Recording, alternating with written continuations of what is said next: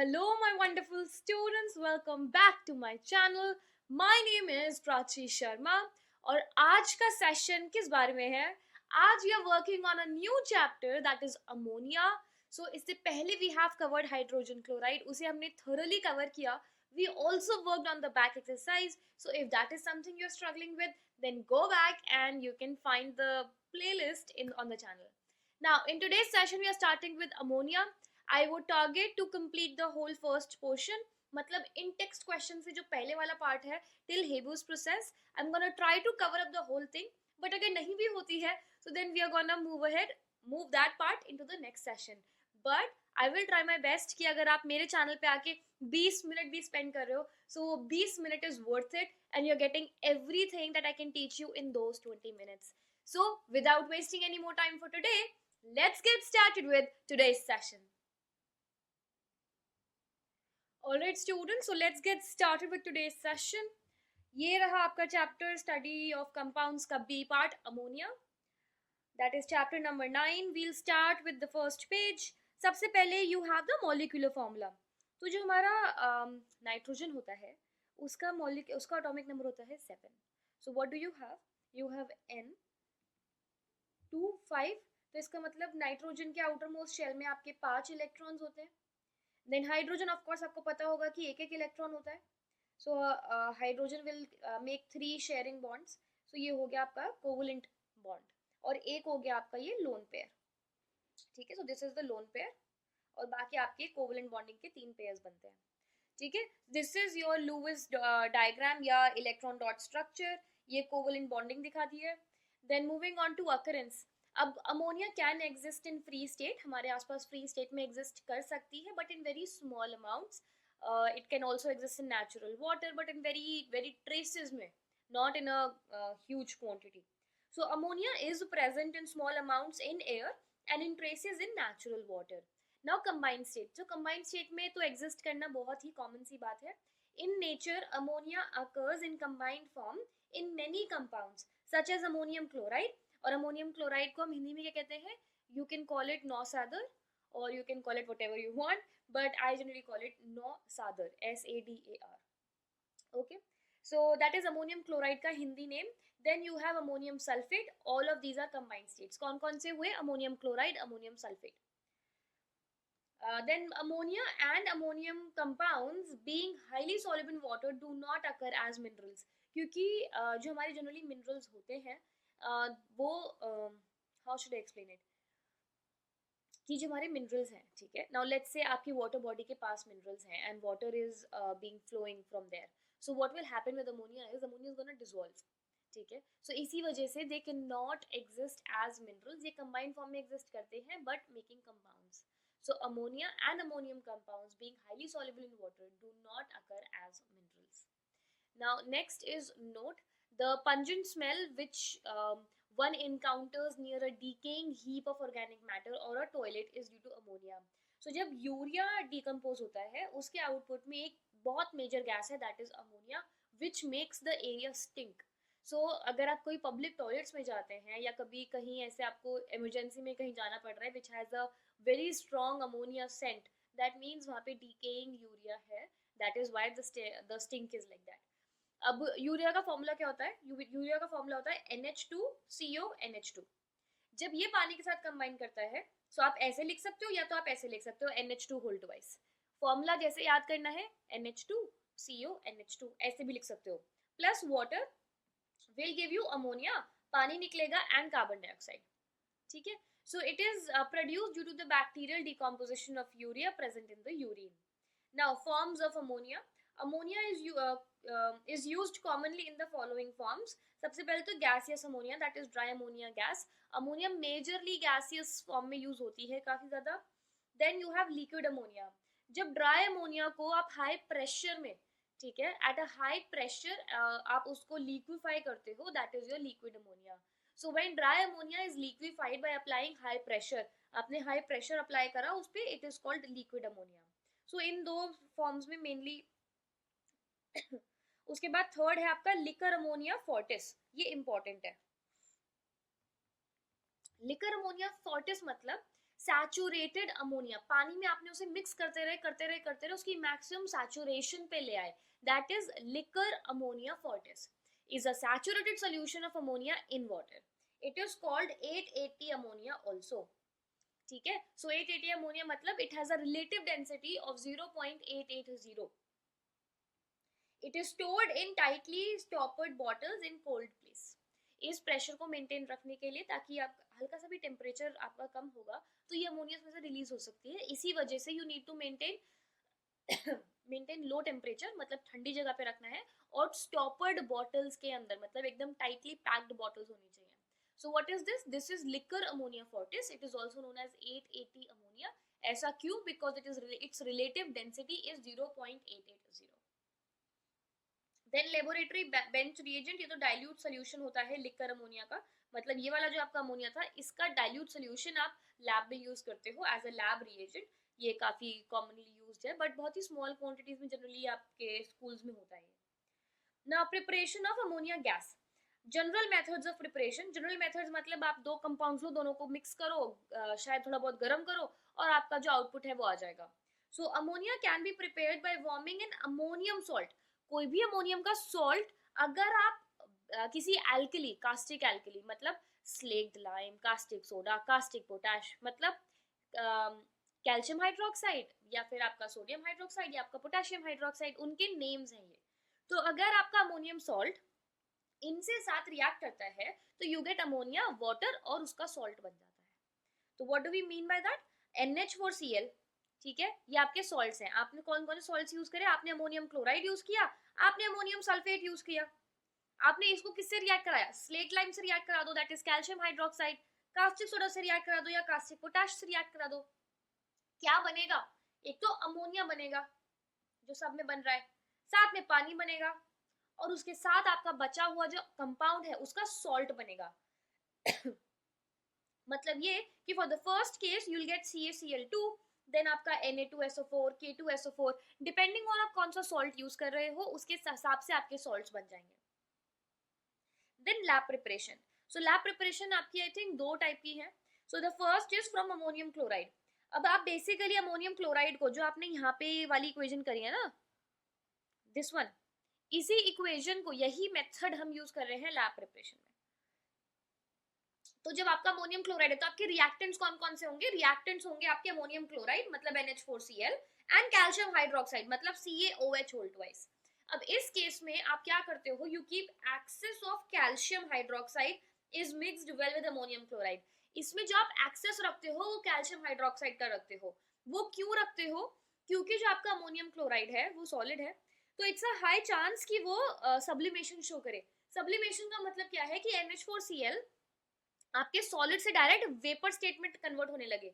उस चीज को अवॉइड करने के लिए आप इसको एज अ एक्सेस में कैल्शियम हाइड्रोक्साइड को रखते हो, ताकि अगर जस्ट इन केस वो थोड़ा बहुत भी हो रहा है तो उसको वो ओवरकम कर सके.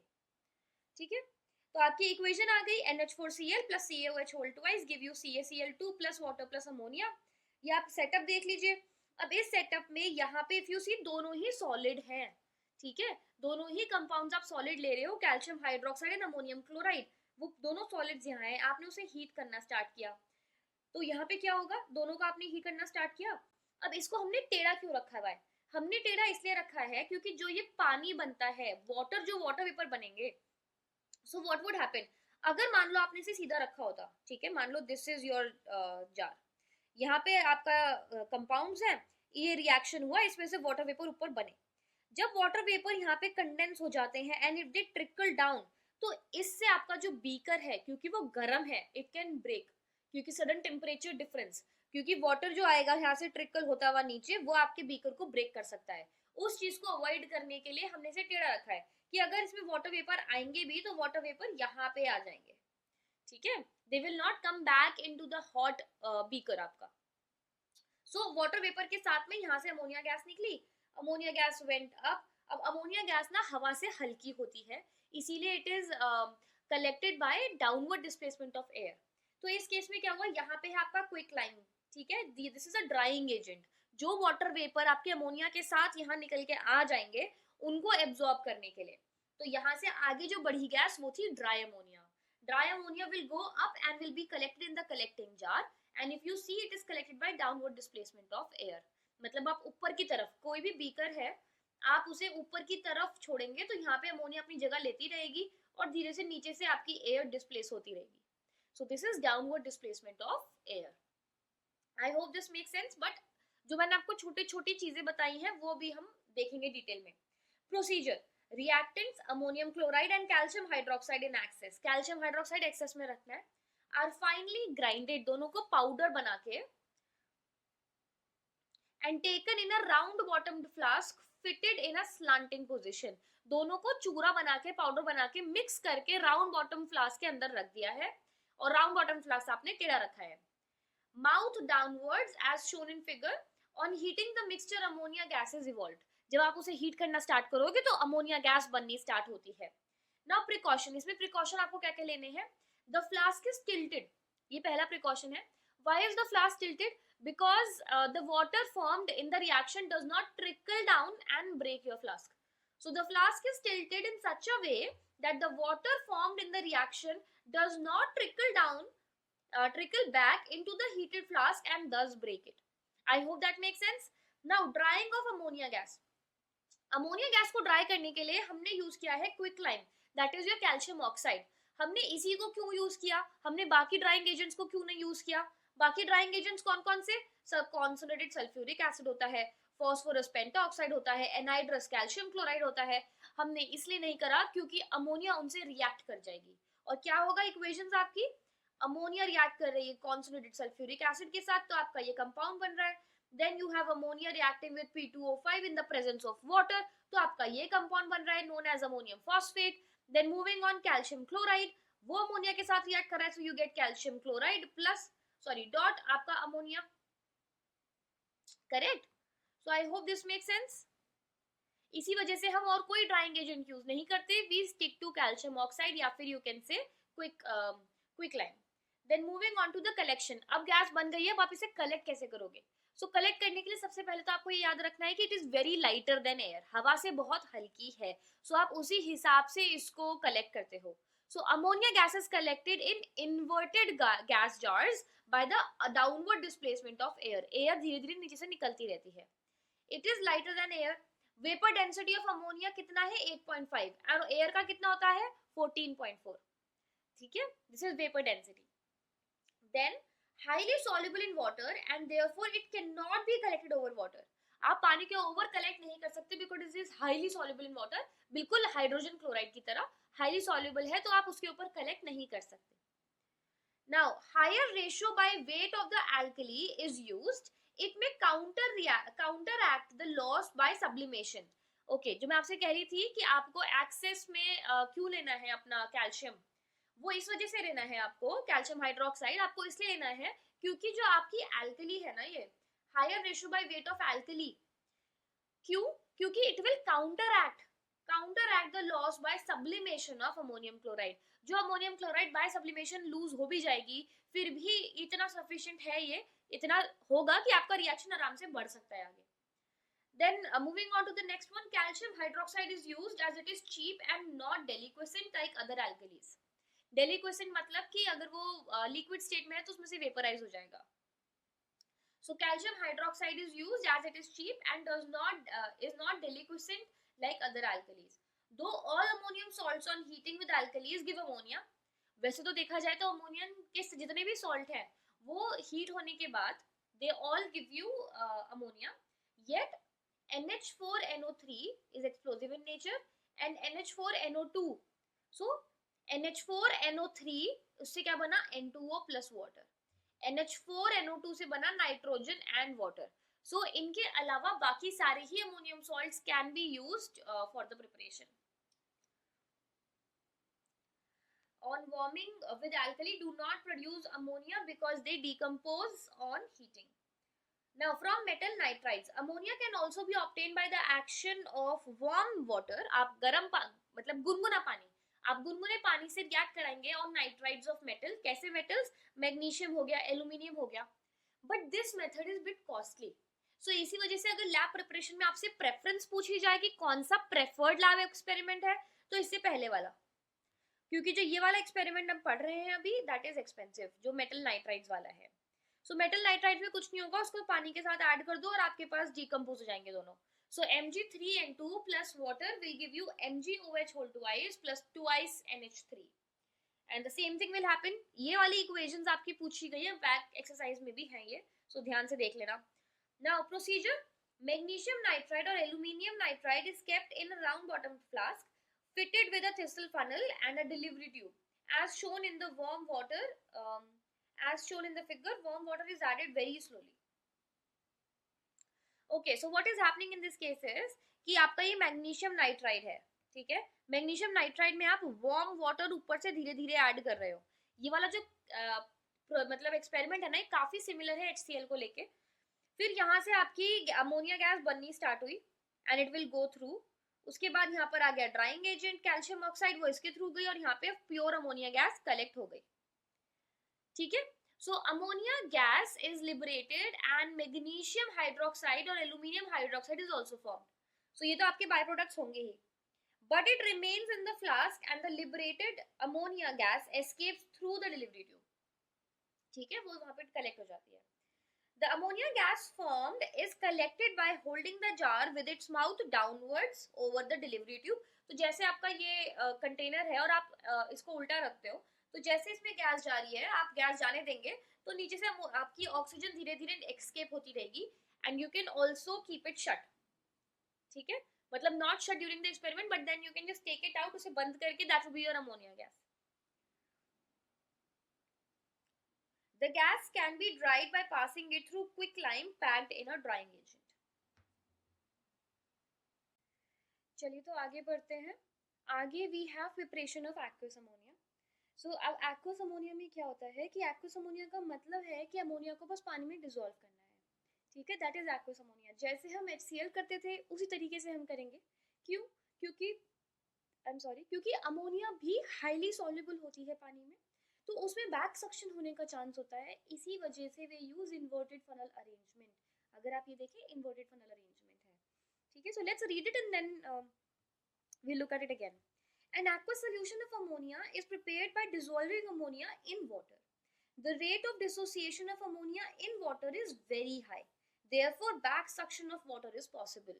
क्यों? क्योंकि जब अमोनिया पानी है हाईली सॉल्युबल, तो जितनी स्पीड से अमोनिया बन नहीं रही उससे ज्यादा डिसॉल्व होने की कोशिश होती है पानी में। इसी वजह से पानी उसमें बैक सक्शन क्रिएट हो जाता है, क्योंकि जैसे अमोनिया बननी स्टार्ट हुई, वाटर ने उसे एब्जॉर्ब करना स्टार्ट किया। सो व्हाट वुड हैपन कि there would be a time जब वहां पे एक लैक आ जाएगा, there would be some vacuum there, क्योंकि जितनी अमोनिया बनी थी वो तो वाटर ने डिसॉल्व कर ली, वहां पे अब एयर ही नहीं है, वहां पे गैप आ गया। उस गैप को कवर करने के लिए पानी अंदर घुस जाता है which causes back suction.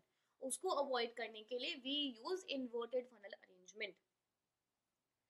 To avoid this, funnel is attached to the outer end of the delivery tube with rubber tubing. The process is similar to the method used to change HCl into hydrochloric acid. अब देख लेते हैं। तो यहाँ पे आपकी ammonia gas बन रही है, it comes down, this is inverted funnel arrangement. ये जो आपका इन्वर्टेड फनल होता है ये पानी से जस्ट कांटेक्ट में होता है। सो उससे क्या हुआ कि जैसे ही पानी आपका गैस में डिसॉल्व होना स्टार्ट हुआ, सो पानी ना यहाँ पे जो आपकी वैक्यूम क्रिएट हुआ है उसको कवर करने के लिए पानी अंदर घुस जाता है। क्यों? क्योंकि बाहर प्रेशर है और अंदर आपका वैक्यूम आया, उस वैक्यूम को कवर करने के लिए पानी थोड़ा सा ऊपर आ जाता है। सो व्हाट वुड हैपन, पानी यहाँ पर आ जाएगा। Let me just make a bigger diagram ताकि ये चीज क्लियर हो जाए। ये था इन्वर्टेड फनल, पानी से जस्ट कांटेक्ट में था, पानी थोड़ा सा ऊपर उठा और पानी यहाँ पर आ गया।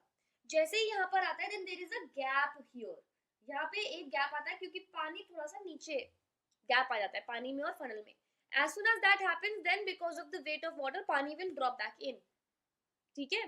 तो ये प्रोसेस चलता रहता है। बिकॉज ऑफ दिस प्रोसेस आपका अमोनिया पानी में डिसॉल्व हो जाता है। Water is taken in a container and only a small portion of the mouth of the funnel is dipped in water. बहुत ही थोड़ा सा आप पानी में उसे डिप करते हो। As ammonia dissolves in water at high rate, then its production in the flask, the pressure in the funnel above water level decreases for a moment and water rushes into the funnel. तो जो funnel है, funnel के base में यहाँ पे आपका पानी थोड़ा सा ऊपर उठ जाता है। As a result, the rim of the funnel loses its contact with water. Since ammonia produced pushes the water down, the funnel comes in contact with water again.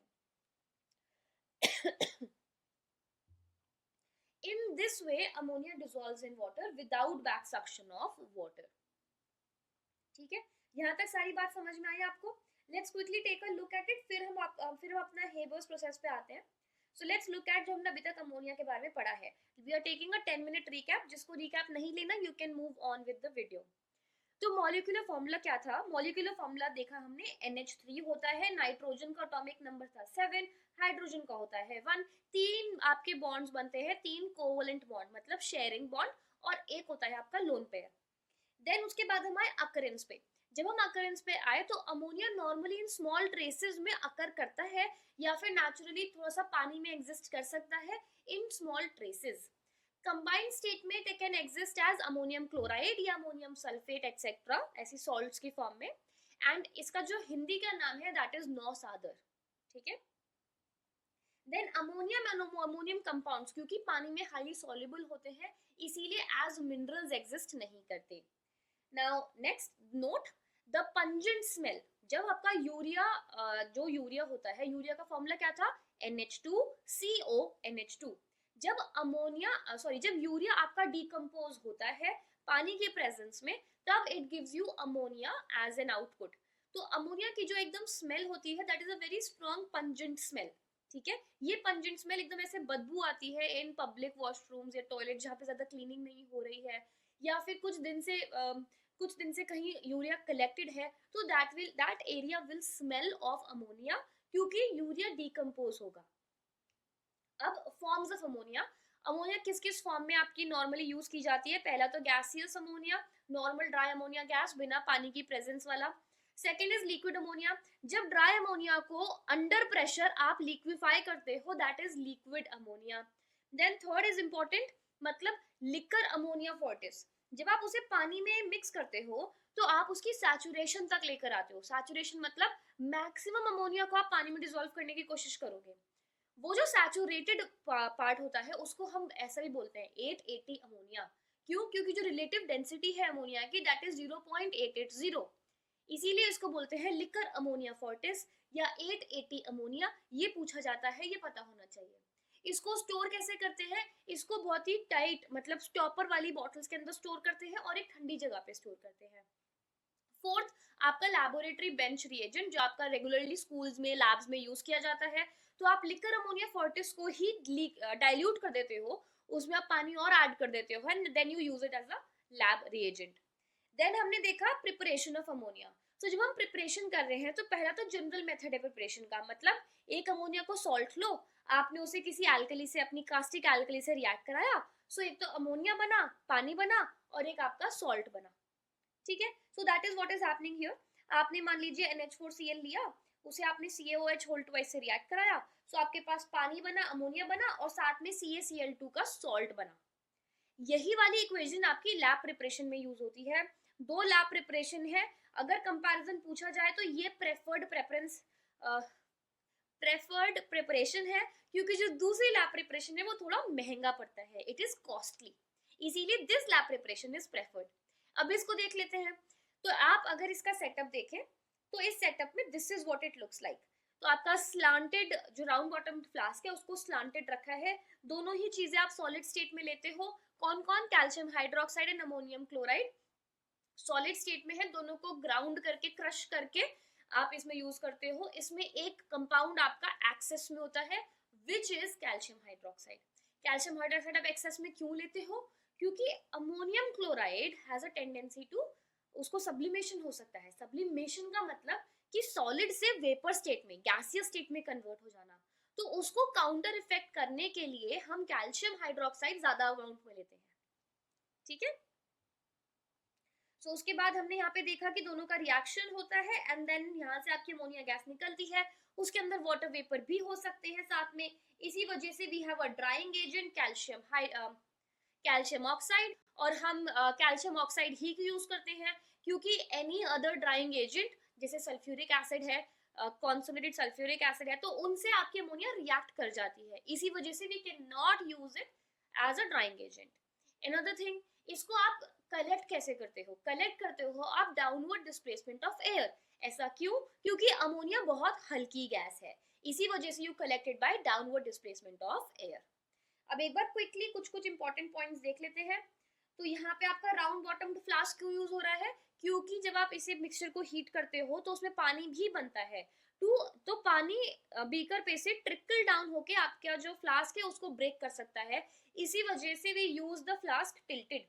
Round bottom flask को आप tilt करके use करते हो। दूसरी चीज, drying of ammonia gas, आप calcium oxide ही क्यों यूज कर रहे हो? क्योंकि उसके अलावा कुछ यूज करोगे तो रिएक्शन हो जाएगा। कौन कौन से एग्जाम्पल पूछ सकते हैं वो आपसे? कॉन्सोनेटेड सल्फ्यूरिक एसिड, उसका रिएक्शन ये रहा। फॉस्फोरस पेंटोक्साइड, उसका रिएक्शन ये रहा। और एनहाइड्रस कैल्शियम क्लोराइड, उसका रिएक्शन ये रहा। उसके बाद कलेक्शन, जब हम कलेक्ट करेंगे तो we will connected by downward displacement of air. ऐसा क्यों? क्योंकि it is lighter than air. कितना लाइटर देन एयर? कि इट इज 8.5, जो अमोनिया की वेपर डेंसिटी है दैट इज 8.5, और एयर की जो वेपर डेंसिटी है that is 14.4। So highly soluble in water and therefore it cannot be collected over water. अब हायर रेशियो बाय वेट, अब आपने एल्कली ज्यादा क्यों लिया था? एल्कली आप ज्यादा इसलिए लोगे क्योंकि जो आपका लॉस ऑफ सब्लिमेशन, आपका जो अमोनियम क्लोराइड है, it can be lost by sublimation. To counteract the loss by sublimation of NH4Cl, उसको काउंटर एक्ट करने के लिए आप एल्कली ज्यादा रखते हो। फिर calcium hydroxide is used. Calcium hydroxide ही क्यों यूज करते हैं?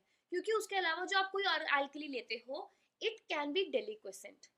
ठीक है, इसका मतलब वो ये है कि वो भी सॉलिड से लिक्विड में कन्वर्ट हो सकता है। अब यहाँ पे आपको दो वर्ड्स की मीनिंग याद रखने हैं। सब्लिमेशन मतलब सॉलिड से गैसियस कन्वर्जन, डेलिक्वेसेंट का मतलब सॉलिड से लिक्विड कन्वर्जन। ठीक है, सो कैल्शियम हाइड्रोक्साइड को इसलिए यूज करते हैं क्योंकि तो वो चीप है और वो नॉन डेलिक्वेसेंट है, मतलब वो लिक्विड में कन्वर्ट नहीं होगा इतना इजीली। ओके, नाउ ऑल्दो आप कोई भी अमोनियम के सॉल्ट्स को यूज कर सकते हो विद एल्कली, मगर you can not use these two. कौन कौन से? NH4NO3 या NH4NO2। क्योंकि सबसे पहले वाला NH4NO3 ये तो एक्सप्लोजिव है इन नेचर। जब आप NH4NO3 को रिएक्ट करा रहे हो तो आपको मिल रहा है N2O एंड 2 of water।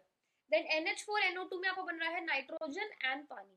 तो ये वाले सॉल्ट्स को, सॉल्ट्स के अलावा जो अमोनियम सॉल्ट्स हैं, इनके अलावा आप कोई भी सॉल्ट्स यूज कर सकते हो। मगर अगर एक्सेप्शन में आपसे पूछा गया कि कौन से ऐसे सॉल्ट्स हैं अमोनिया के जिन्हें अल्कली से रिएक्ट करके आपको अमोनिया नहीं मिलता, तो वो आपको पता होना चाहिए। ठीक है, देन आपकी दूसरी preparation method is metal nitrides. तो मेटल नाइट्राइड्स थोड़ी सी एक्सपेंसिव प्रोसेस है, इसी वजह से इसे ये प्रेफर्ड प्रोसेस नहीं होती। सो इसमें आप क्या करेंगे? ये आपका सेटअप है। इस सेटअप में यहाँ पे आपका मेटल नाइट्राइड है, ये जो थिसल फनल है इसके अंदर आपका वार्म वाटर है। जब आप इसका रिएक्शन करना स्टार्ट करोगे, यहाँ से अमोनिया जनरेट हुई, ammonia will come down here, ये आपका ड्राइंग एजेंट हो गया और यहाँ पे अमोनिया कलेक्ट हो गई। सेटअप ऑलमोस्ट सब कुछ सेम है। ठीक है, उसके बाद इसमें ammonia is liberated and magnesium hydroxide और aluminium hydroxide is also formed, but it remains in the flask and the liberated ammonia मतलब it gas escapes through the delivery tube। उसके बाद एक्वस अमोनिया। एक्वस अमोनिया का मतलब बहुत simple है कि आप अमोनिया को पानी में डिसॉल्व करते रहते हो, मतलब डिसॉल्व करने का जो प्रोसेस है उसको आप एक्वस अमोनिया कह रहे हो। मतलब जो उसको डिसॉल्व करने का प्रोसेस है that is inverted funnel arrangement. और एक्वस सोल्यूशन ऑफ अमोनिया का मतलब ये है कि पानी के अंदर अमोनिया को हमने डिसॉल्व किया है।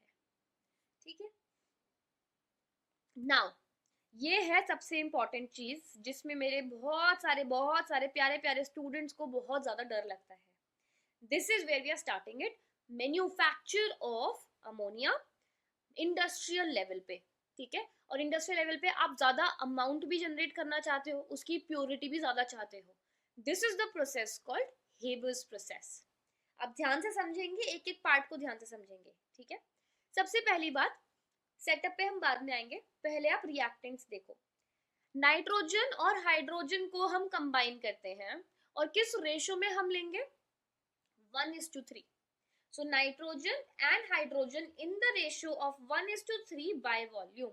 1:3 क्यों ले रहे हो? NH3, एक नाइट्रोजन का एटम है तो उसके रिस्पेक्ट में आपको 3 हाइड्रोजन के एटम चाहिए, इसी वजह से you will go for the whole volume as 1:3।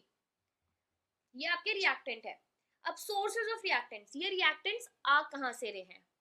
तो आपको क्या क्या रिएक्टेंट चाहिए? नाइट्रोजन चाहिए और हाइड्रोजन चाहिए, और अच्छी प्योर फॉर्म में चाहिए। सबसे पहले nitrogen gas, it is obtained from fractional distillation of liquid air. Liquid air का मतलब क्या है कि जो आपकी रेगुलर एयर है उसको बाय प्रेशर आप लिक्विड एयर में कन्वर्ट करते हो, and then by fractional distillation उसमें से आप नाइट्रोजन गैस को एक्सट्रैक्ट करते हो। Then next is hydrogen gas. Hydrogen gas कहाँ से ऑब्टेन करोगे? It is obtained from water gas. अब ये वाटर गैस क्या चीज है? अब मैंने यहाँ नोट लिखा था बट वो स्कैन में आया नहीं।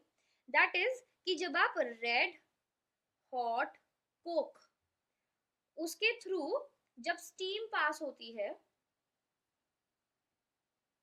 तो क्या हुआ? रेड हॉट कोक मतलब सी, कार्बन के थ्रू जब आपका स्टीम पास होती है so it gives you a compound that is carbon monoxide plus आपका हाइड्रोजन।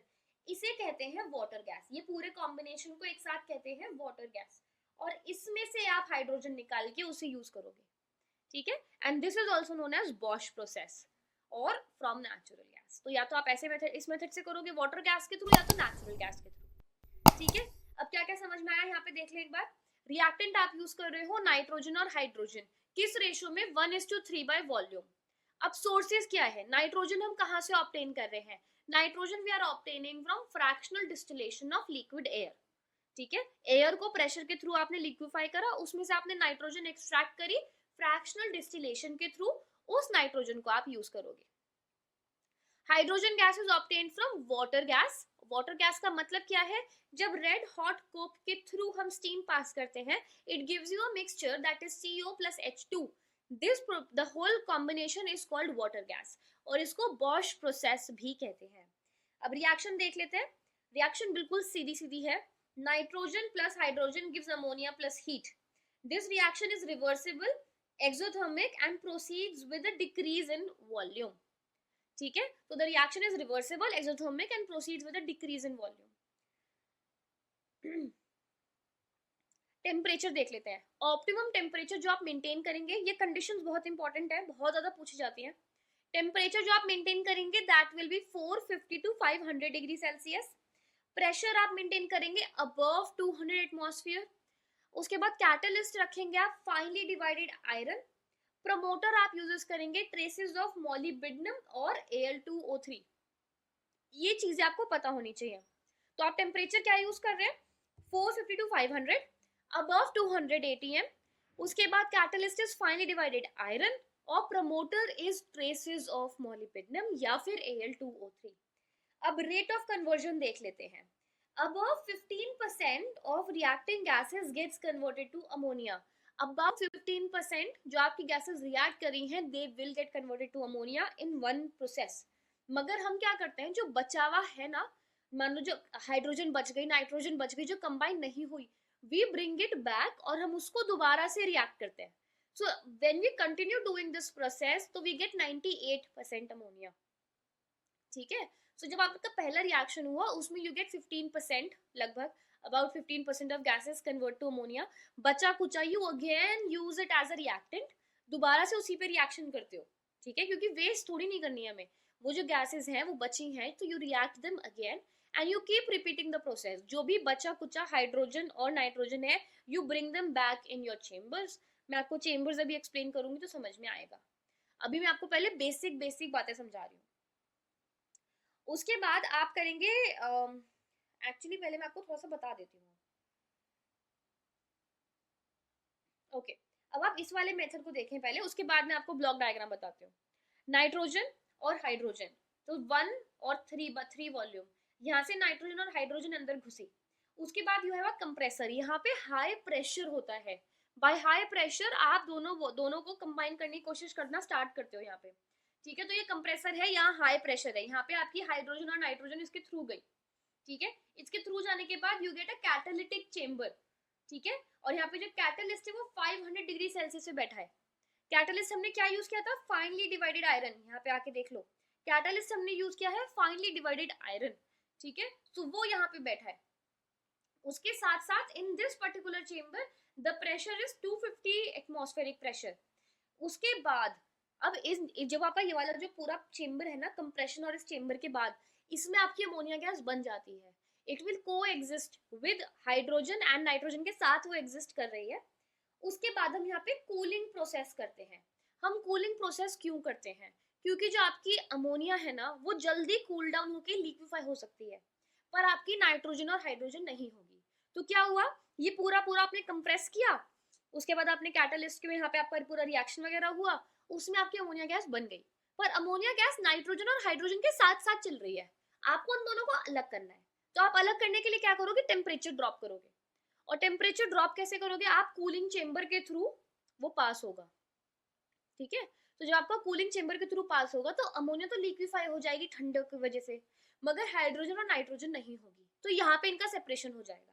तो जब आपने कूलिंग करी तो कूलिंग के बाद आपकी यहाँ से लिक्विड अमोनिया बाहर आ गया, और जो आपका बचा कुचा गैसेस थी ना, कौन कौन सी गैसेस, नाइट्रोजन और हाइड्रोजन, जो बची कुची हैं they will go back back back, compression में वापस गई, फिर रिसर्कुलेटिंग पाइप और यहाँ से वापस आ गई, ठीक है। वापस से उन्होंने सेम सीक्वेंस में वो पार्टिसिपेट कर लेंगे। सो this is your actual method. इसमें आप, ये बहुत सिंपल मेथड है, बहुत ज्यादा कुछ नहीं है, एक बार दिमाग में आप इमेजिनेशन लाएंगे तो समझ में आ जाएगा, ठीक है। अब लेट्स मूव ऑन, थोड़ी सी डिटेल और पढ़ते हैं, फिर हम अपने ब्लॉक डायग्राम पे आएंगे। अब हमने यहाँ तक क्या पढ़ा, एक बार दोबारा से रिकैप लेते हैं। हमने यहाँ तक ये पढ़ा कि नाइट्रोजन और हाइड्रोजन आप यूज करोगे 1:3 की वॉल्यूम में। उसके बाद आपने देखा नाइट्रोजन कहाँ से आ रही है, नाइट्रोजन आ रही है fractional distillation of liquid air से। फिर हमने देखा हाइड्रोजन गैस, वो कहाँ से आ रही है, it's coming from water gas by Bosch process या फिर from natural gas.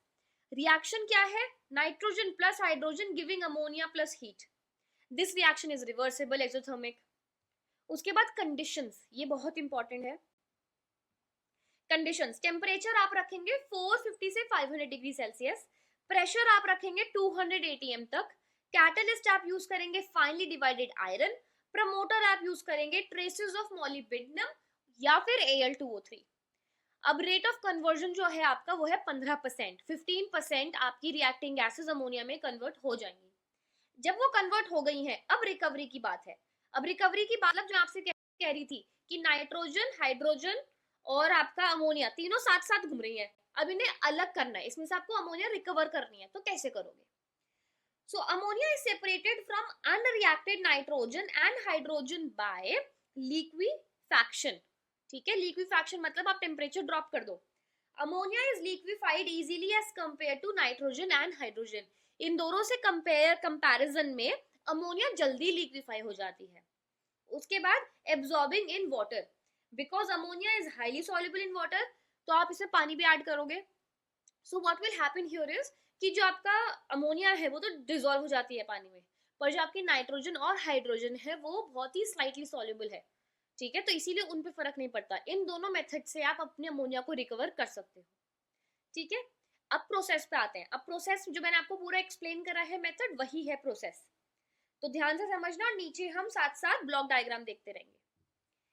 Nitrogen and hydrogen are dried, purified and then mixed in the ratio 1:3 at a relatively high pressure, बहुत ज़्यादा high pressure पे आप इन दोनों को combine करते हो। This mixture is passed in an electrically heated catalytic chamber containing finely divided iron with aluminium oxide या फिर little amount of molybdenum at a temperature 500 degree Celsius. Ma'am ये क्या कह गए, जो मैंने आपको अभी तक समझाया है वही कहा है, बस थोड़ा फैंसी तरीके से कहा है।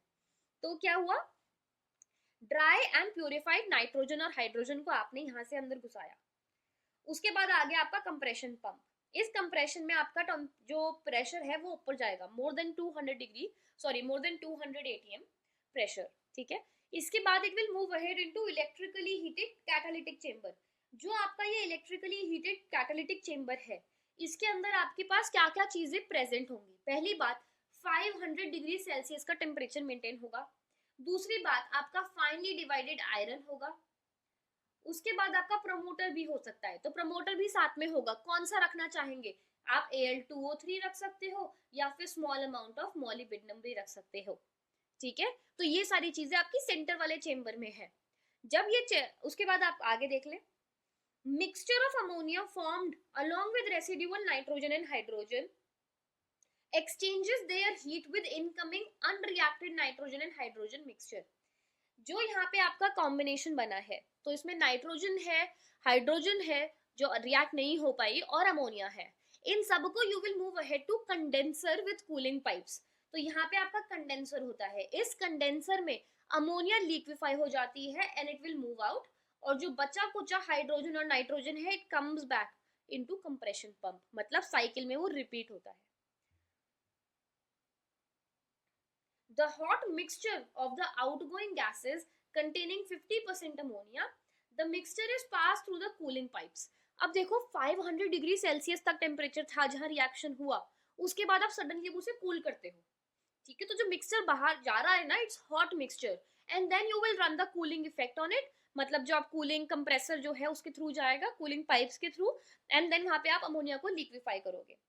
अमोनिया लिक्विफाइज फर्स्ट, अमोनिया पहले लिक्विफाई हो जाती है, whereas nitrogen and hydrogen do not liquefy easily. जो आपकी अनचेंज्ड नाइट्रोजन और हाइड्रोजन, मतलब जो बची कुची नाइट्रोजन हाइड्रोजन है, it is recirculated in the plant. So recirculated through the plant to get more ammonia, ताकि उससे दोबारा से अमोनिया बना सके. जब हम इस रीसर्कुलेटिंग प्रोसेस को करते रहते हैं तो आपकी इवेंचुअल यील्ड होती है 98%. ठीक है, आप 98% अमोनिया उसमें से बना सकते हो. The ammonia produced is stored as liquid under pressure. आप लिक्विड अमोनिया के फॉर्म में ही उसको स्टोर कर सकते हो, ट्रांसपोर्ट कर सकते हो, डिपेंडिंग ऑन किस इंडस्ट्री को कितना अमाउंट चाहिए, and then they can use it adequately. Now note, okay, पहली बात यहाँ तक ना एक बार दोबारा से देख लेते हैं. तो यहाँ पे क्या हुआ, आपका नाइट्रोजन था, हाइड्रोजन था 1:3 की वॉल्यूम में, ड्राई करा, प्योरीफाई किया, एंड आपने उसको कंप्रेशन पंप के अंदर पुश किया. कंप्रेशन पंप में 200 एटमॉस्फेरिक प्रेशर तक आपने उसको प्रेशर दिया. देन उसके बाद it will move ahead to electrically heated catalytic chamber. Electrically heated catalytic chamber के अंदर 450 टू 500 डिग्री सेल्सियस तक का टेम्परेचर मेंटेन किया जाएगा. अबव 200 ATM तक प्रेशर होगा, और आपका कैटलिस्ट और प्रमोटर भी होगा, और इसी चेंबर में आपका जो रिएक्शन होगा, that reaction would be nitrogen plus hydrogen giving ammonia plus heat. अब जो ये गर्मा गर्म मिक्सचर है जिसमें आपकी अमोनिया भी बन गई, बचा कुचा नाइट्रोजन और हाइड्रोजन भी है, ये मूव अहे करेंगे into your condenser pipes. Condenser pipes में जो अमोनिया है वो लिक्विफाई हो जाएगी, पर बाकी दोनों नहीं होंगी क्योंकि वो इतनी जल्दी लिक्विफाई होते नहीं है, and they will go back in the, they will recirculate in the process. वो वापस चले जाएंगे और लिक्विड अमोनिया आपकी बाहर आ जाएगी. ठीक है, अब इसमें कुछ कुछ चीजें देख लेते हैं. क्या चीजें देखनी जरूरी है कि यही टेम्परेचर मेंटेन क्यों करना है, इतना ही प्रेशर क्यों रखना है, इसके reasons. So the reaction is exothermic, hence low temperature will favor the synthesis. However, at low temperature the reaction proceeds slowly. जब आपका ये रिएक्शन होता है तो वो रिएक्शन अपने आप में एक्सोथर्मिक होता है, वो हीट जनरेट करता है, तो आप लो टेम्परेचर पे भी सिंथेसिस कर सकते हो, मगर उससे क्या होता है कि अगर आप लो टेम्परेचर रखोगे तो प्रोसेस बहुत ही स्लो हो जाता है. सो जो ऑप्टिमम टेम्परेचर आप मेंटेन कर सकते हो, that is 450 to 500 degree Celsius. इसमें एक और फायदा है कि जब आपने एक बार टेम्परेचर बढ़ा दिया ना, उसके बाद क्योंकि रिएक्शन एक्सोथर्मिक है, आपको दोबारा हीट करने की जरूरत नहीं पड़ती. रिएक्शन का जो एक्सोथर्मिक में जो हीट जनरेट होती है वही काफी है रिएक्शन को कंटिन्यूअसली चलाने के लिए. तो आप स्टार्टिंग में हीट देते हैं, उसके बाद रिएक्शन की हीट से ही वो खुद प्रोसेस चलती रहती है. Now 4 volumes of reactants produce 2 volumes of product, hence high pressure favours the formation of ammonia. इसी वजह से आप हाई प्रेशर मेंटेन रखते हो. The optimum pressure is found to be 200 to 900 ATM. Practically हम 250 तक यूज करते हैं. ठीक है, इसीलिए हमें हाई प्रेशर मेंटेन रखना पड़ता है.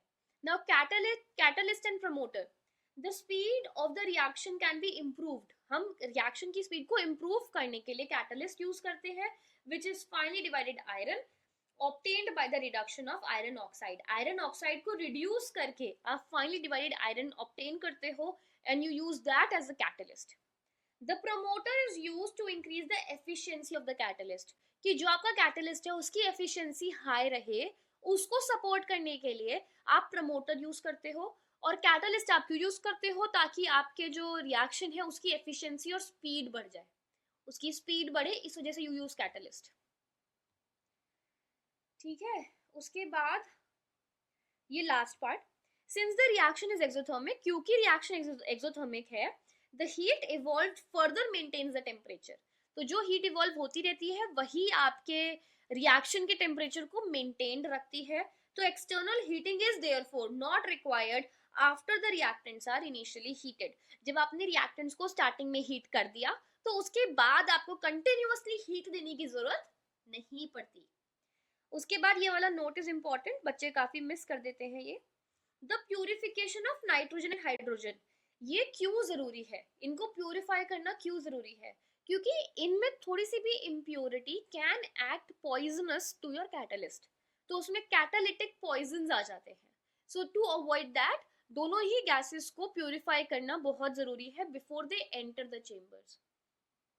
So the purification of nitrogen and hydrogen is necessary as impurities like carbon dioxide, carbon monoxide and traces of sulfur compounds matlab H2S poison the catalyst. The removal of these catalytic poisons from nitrogen and hydrogen is very essential. ठीक है, I hope this make sense. इसमें से students काफी ज्यादा questions पूछे जाते हैं, कोई भी डाउट रह गया है, कोई भी कंसर्न है, feel free to reach out to me at psclassesicsc@gmail.com. All right students, so this is it for today's session. आज के सेशन में we have covered up the chapter ammonia, जिसमें कि हमने फर्स्ट पोर्शन कवर किया है। Now in the next session I'll be starting with the in-text questions, जिसमें Haber's process की भी क्वेश्चंस है। सो प्लीज मेक श्योर कि उस प्रोसेस को अच्छे से समझना, एग्जाम के लिए अच्छे से प्रेप करना, कंडीशंस, टेम्परेचर, रिएक्शन सब कुछ पता होना चाहिए। और अगर कोई डाउट है तो definitely reach out to me and get your doubt solved. So this is it for today, we'll catch up in the next session. Make sure to subscribe to the channel, like the channel and also share it with your friends. Thank you so much and we'll catch up in the next one.